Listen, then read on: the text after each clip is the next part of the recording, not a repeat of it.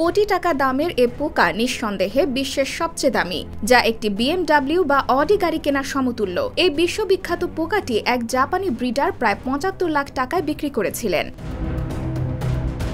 বিশ্বের সবচেয়ে দামি পোকামাকড়ের একটি হল স্ট্যাগ বিটল, যার দাম হতে পারে বাংলাদেশি মুদ্রায় প্রায় ১ কোটি টাকার বেশি। স্ট্যাগ বিটল এত দামি হওয়ার অন্যতম কারণ হল এটি দেখতে অদ্ভুত। এটির সঙ্গে সৌভাগ্য জড়িত বলে বিশ্বাস করেন অনেকে। এ পোকা পালন করলে রাতারাতি ধনী হওয়া যায় বলেও বিশ্বাস করেন অনেকে। তবে সায়েন্টিফিক ডেটা জার্নালে সাম্প্রতিক এক গবেষণায় বাস্তুতন্ত্রের জন্য স্ট্যাগ বিটলের গুরুত্বের কথা উল্লেখ করা হয়েছে।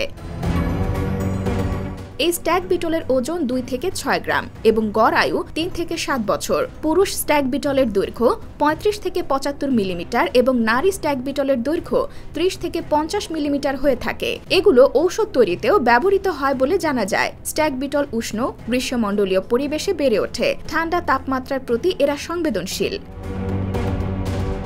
প্রাকৃতিক বনভূমিতেও বাস করে এই পোকা। তবে বাগান, পার্ক এবং মৃত কাঠে প্রচুর স্ট্যাগ বিটল পাওয়া যায়। প্রাপ্তবয়স্ক পোকারা সাধারণত মিষ্টি তরল যেমন গাছের রস এবং পচা ফলের রস খায়।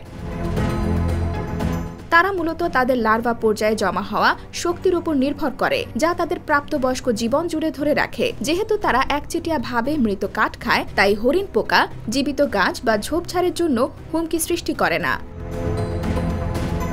IBTV USA, New York।